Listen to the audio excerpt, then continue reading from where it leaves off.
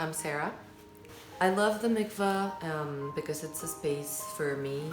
It's a time to connect with myself. It's a space where I really get to connect with my inner being.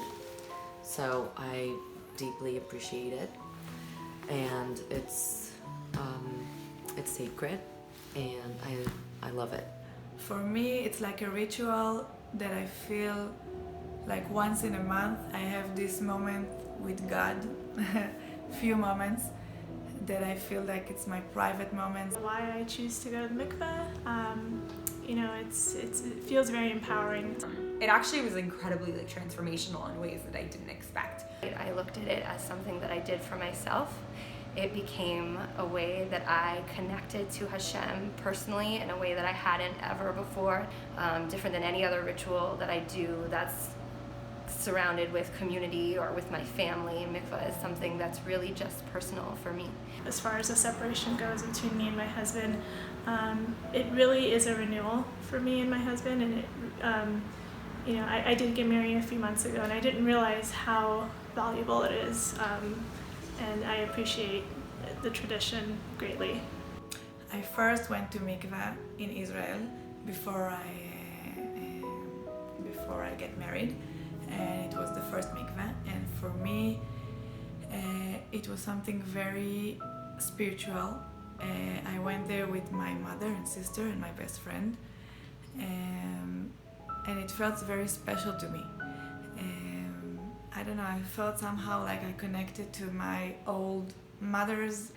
I felt that bond, that it's something that it's beyond the day-to-day life, and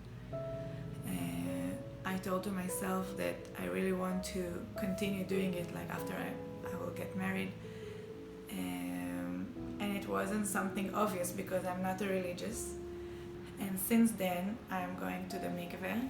It's almost 10 years, I think even more than 10 years now. When we first learned about the mikvah, we were both kind of like, it seems like there's a lot of intensity around, it seemed at first, just like all these things you have to do and not do, and we both went home and we talked about it, and we thought, like, do we want to try this when we get married? Like, how do we feel about it? And I think we both came to the conclusion of, like, let's try it. There's something that kind of resonated with both of us, even though we didn't come from a religious framework per se, about having structure and building that into your sex life and your marriage. Since I started going back, I've still had infertility issues. I've still been struggling with that for many years. But now, when I go to the mikveh every month that I am not pregnant, instead of seeing it as some sort of loss or failure on my part, I really see it as a chance to start over. And really the idea of emerging from the mikveh, like being reborn, is something that I've embraced so fully. Every time I come out, I feel like I've had a fresh start, and it's something that I now really love and embrace.